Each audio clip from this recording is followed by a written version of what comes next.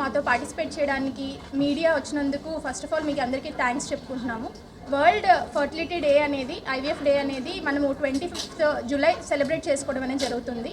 49 hospital అనేది గత 10 yearsగా పిల్లలు లేని కపుల్స్కి వాళ్ళకి మేము హెల్ప్ చేయడం అనేది, ట్రీట్మెంట్ ఇవ్వడం అనేది జరుగుతుంది. ఈ ప్రాసెస్లో భాగంగానే చాలా రీసెర్చ్ అండ్ పేషెంట్కి సంబంధించిన ఇష్యూస్ పైన రీసెర్చ్ చేసేసి వాటి మీద పేపర్స్ కూడా మేము డిఫరెంట్ కంట్రీస్లో ప్రజెంట్ చేయడం అనేది జరిగింది. లైక్ ఎష్రే, ఆస్పైర్ అనే కాన్ఫరెన్సెస్లో 49 hospitals paper presentations and oral presentations కూడా చేయడం అనేది జరిగింది. ఈ పేపర్ ప్రజెంటేషన్స్ మూలంగా హాస్పిటల్కి కానీ పేషెంట్స్కి కానీ జరిగే యూజెస్ ఏంటి అంటే, అసలు ఏ ప్రాబ్లమ్స్ మూలంగా పేషెంట్స్ వస్తున్నారు, ఆ ప్రాబ్లమ్స్ ఎందుకు వస్తున్నాయి, అవి చూసుకుని వాళ్ళకి ఎటువంటి ట్రీట్మెంట్ ఇస్తే వాళ్ళకి రిజల్ట్ అనేది వస్తుంది, వీటిపైన మనము రీసెర్చ్ అనేది చేసి ఒక కంక్లూజన్కి వచ్చేసి ఆ పర్టికులర్ ఏరియాస్లో ఉన్న పేషెంట్స్కి అది హెల్ప్ఫుల్గా ఉంటుందని మెడికేషన్స్ అనేది ఇవ్వడం అనేది జరుగుతుంది. And at the same time 49 హాస్పిటల్స్లో జనరల్లీ ఐవీఎఫ్కి వచ్చేవాళ్ళు మామూలుగా భయపడేది ఏంటి, ఇంజెక్షన్స్కి భయం వేస్తుంది, ఇంజెక్షన్స్ పెయిన్ఫుల్ ఉంటాయా అని ఆలోచిస్తారు. జనరల్ ప్రజెంట్ కండిషన్స్లో ఏంటంటే విత్ ఎవ్రీథింగ్ సైన్స్ అనేది డిఫరెంట్ టెక్నాలజీ అనేది అడ్వాన్స్ అవుతూ వస్తుంది. ప్రీవియస్గా ఇంజెక్షన్స్తో ఇచ్చే ఏదైతే ఐవీఎఫ్ ప్రొసీజర్ ఉందో, now there is something called needle free injections కూడా వచ్చాయి. ఈ నీడిల్ ఫ్రీ ఇంజెక్షన్స్ అనేవి రీసెంట్ అడ్వాన్సెస్లో భాగంగా పేషెంట్స్కి పెయిన్ అనేది లేకుండా throughout the procedure, through IVF procedure అనేది పెయిన్ లేకుండానే పేషెంట్కి అందుబాటులో వస్తుందన్నమాట. ఇవి 49 అన్ని ఫర్టిలిటీ సెంటర్స్, 11 ఫర్టిలిటీ సెంటర్స్లో నీడిల్ ఫ్రీ ఇంజెక్షన్స్ అనేవి అవైలబిలిటీ అనేవి ఉన్నాయన్నమాట. నా పేరు డాక్టర్ కీర్తి. సో ఈరోజు మనం జూలై 25th వరల్డ్ ఐవీఎఫ్ డేని సెలబ్రేట్ చేసుకుంటున్నాం. సో ఈరోజు మనకు ఫస్ట్ ఐవీఎఫ్ బేబీ అనమాట. లూయిస్ బ్రౌన్ 1978లో ఫస్ట్లో ఇంగ్లాండ్లో పుట్టింది. సో అప్పటి నుంచి ఎవ్రీ జూలై 25th మనం వరల్డ్ ఐవీఎఫ్ డేగా సెలబ్రేట్ చేసుకుంటున్నాం. సో ఇలా సెలబ్రేట్ చేసుకోవడం యొక్క మెయిన్ ఉద్దేశం ఏంటంటే ఒక అవేర్నెస్ కోసం. సో మెయిన్గా ఫర్టిలిటీ అవేర్నెస్ కోసం మనము ఇలాంటి డే సెలబ్రేట్ చేసుకుంటున్నాం. సో అందుకోసమనే 49 ఈరోజు ఈ ప్రోగ్రామ్ అది కండక్ట్ చేస్తుంది. సో డాక్టర్ కావ్య గారు ఎక్స్ప్లెయిన్ చేసినట్లు, సో 49 అంటే అకాడమికల్లీ చాలా స్ట్రాంగ్. సో చాలా రీసెర్చ్ పేపర్స్ అనేవి రీసెంట్గా చాలా గ్లోబల్ ప్లాట్ఫామ్లో ఎష్రే అండ్ యాస్పైర్ ఇలాంటి కాన్ఫరెన్సెస్లో మనం ప్రజెంట్ చేయడం అనేది జరిగింది. సో పేషెంట్స్కి మనం ఇంకా ఎంత బెటర్ క్వాలిటీ కేర్ అందివ్వగలము అనేది ఒక కంటిన్యూస్గా మేము రీసెర్చ్ అనేది చేస్తూ ఉన్నాం. So from our doctor side clinical team నుంచి చాలా రీసెర్చ్ పేపర్స్ అనేవి మేము పబ్లిష్ చేసి గ్లోబల్ ప్లాట్ఫామ్లో ఇవ్వడం అనేది జరిగింది. And this is the good ఒక ప్రౌడ్ మూమెంట్ అనమాట 49కి. సో ఈ మధ్య చాలామంది లేట్గా మ్యారేజెస్ చేసుకుంటున్నారు. సో అలా చేసుకోవడం వల్ల బోత్ మేల్స్ అండ్ ఫిమేల్స్లో కొన్ని ప్రాబ్లమ్స్ వస్తున్నాయి. సో దాన్ని మనము ప్రివెంట్ చేయగలమా? సో కొంతమంది అంటే అందరు కపుల్స్ ఎవరు లేట్గా అదే పనిగా మ్యారేజ్ చేసుకోవాలి అని అనుకోరు. సో వాళ్ళకి ఒక ట్రస్టెడ్ పార్ట్నర్ దొరక్క ఇటువంటి ఇష్యూస్ చాలా ఉంటున్నాయి.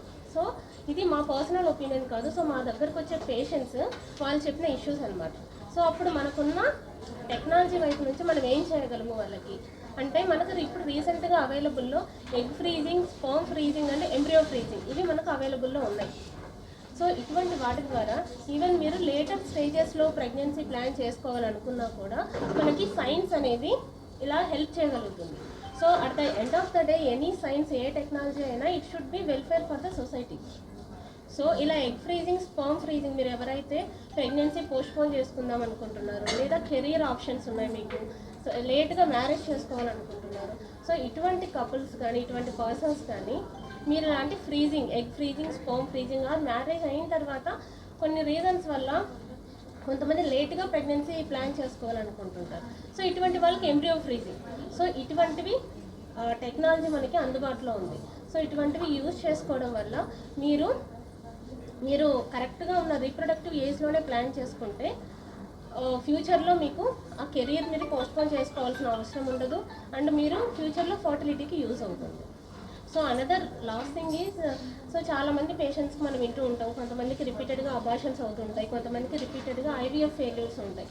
సో వీటిని రికరెంట్ ఇంప్లాంటేషన్ ఫెయిల్యూర్ అంటారు. సో ఈ ఐవీఎఫ్ డే సందర్భంగా 49 నుంచి so we are conducting a centre of excellence for RIF. అంటే ఎక్కువ సార్లు ఇలా ఐవీఎఫ్ విఫలమయ్యే పేషెంట్స్ కోసము ఒక ప్లాట్ఫామ్ అనేది క్రియేట్ చేయడం జరుగుతుంది. సో దీని ద్వారా వీఆర్ కొలాబరేటింగ్ విత్ ఇంకొంతమంది ఎక్స్పర్ట్స్తో కలిపి ఇలా రిపీటెడ్గా ఐవీఎఫ్ ఫెయిల్ అయ్యే వాళ్ళకు అండ్ ఎక్కువసార్లు అబార్షన్స్ ఇలా అయ్యే వాళ్ళకు ఇంకా మేము ఫ్యూచర్లో ఇంకా ఎక్కువ రీసెర్చ్ చేయడానికి కానీ లేదంటే వాళ్ళకి ఇంకా బెటర్ కేర్ అందివ్వడానికి కానీ ట్రై చేస్తున్నాం. సెంటర్ ఆఫ్ ఎక్సలెన్స్ అనేది ఓపెన్ చేయడం అనేది జరుగుతుందండి. మెయిన్లీ ఏంటంటే ఐవీఎఫ్కి వెళ్ళినప్పుడు ఫెయిల్యూర్ అనేది చూడటము పేషెంట్కి చాలా డిఫికల్ట్గా ఉంటుంది. వాళ్ళు మమ్మల్ని మెయిన్లీ అడిగే క్వశ్చన్ ఏంటి, మేడం ఎందుకు ఫెయిల్ అయింది. కొంతమంది న్యాచురల్గా కూడా కన్సీవ్ అయిన తర్వాత రిపీటెడ్గా అబార్షన్స్ అనేవి అవుతుంటాయి అనమాట. వీటిని రికరెంట్ ప్రెగ్నెన్సీ లాసెస్ అంటారు. ఇవి సర్టెన్ కండిషన్స్ ఇంకా డెవలప్మెంట్లో ఉన్నాయి, వీటి మీద ఇంకా ఇన్నోవేషన్స్ అనేవి జరుగుతూ ఉన్నాయి. సో వీటి మీద కూడా సెంటర్ ఆఫ్ ఎక్సలెన్స్ అనేవి మేము సపరేట్గా ఓపెన్ చేయడం ద్వారా ఈ పర్టికులర్ కపుల్స్ ఎవరైతే మా దగ్గరికి వస్తారో వాళ్ళకి డిఫరెంట్ టెస్ట్ అనేది అవైలబిలిటీలోకి వస్తుంది. లైక్ ఇమ్యునాలజికల్ టెస్ట్లని, క్యారియోటైపింగ్ అని కొన్ని జెనెటికల్ టెస్ట్లు అనేవి అవైలబిలిటీలోకి తీసుకుని వచ్చి వాళ్ళకి అసలు ఎందుకు ఈ ప్రెగ్నెన్సీ లాసెస్ అనేవి జరుగుతున్నాయి, అవి రిపీటెడ్గా జరగడం అనేది మనం ఏమైనా అరికట్టగలమా అనే వాటిపైన కూడా మనం దృష్టి సాధించడానికి సెంటర్ ఆఫ్ ఎక్సలెన్స్ అనేది ఆల్ ఫర్టిలిటీ సెంటర్స్ 49లో మనము ప్రొవైడ్ చేయడం అనేది జరుగుతుందన్నమాట. ఇది పేషెంట్కి చాలా బెనిఫిట్ ఉంటుంది. అట్ ద సేమ్ టైం వాళ్ళకి మేము ఒక సపోర్ట్గా కూడా ఒక సపోర్ట్ సిస్టంలో కూడా స్టాండ్ అవుతాం. సో అందరూ కపుల్స్ ఇన్ఫర్టిలిటీ గురించి మాట్లాడడానికి సంకోచిస్తూ ఉంటారు. సో ఇన్ఫర్టిలిటీ అనేది ఎవరి తప్పు కాదు. It is not a mistake of wife or husband. Okay, ఎవరిలో అయినా ప్రాబ్లమ్స్ ఉన్నప్పుడు వాళ్ళు వెంటనే హాస్పిటల్కి వెళ్ళి సంప్రదించడం, సరైన ఎవాల్యుయేషన్ చేయించుకోవడం, ట్రీట్మెంట్ తీసుకోవడం అనేది చాలా అవసరం. సో ఇన్ఫర్టిలిటీ చాలా కాజెస్ ఉంటాయి. ఒకటి ఏజ్ ఫ్యాక్టర్ కానీ, లేకుంటే పీసీఓడి, ఎండోమెట్రియోసిస్ అనే కండిషన్ ఉంటుంది. మెయిల్ ఫ్యాక్టర్ వల్ల ఇలా చాలా కాజెస్ ఉంటాయి.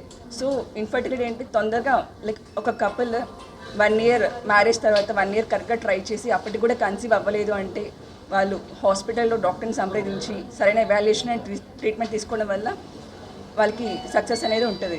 And every couple doesn't need IVF. కొంతమంది సరైన ట్రీట్మెంట్తో న్యాచురల్గా కన్సీవ్ అయిన వాళ్ళు కూడా ఉన్నారు.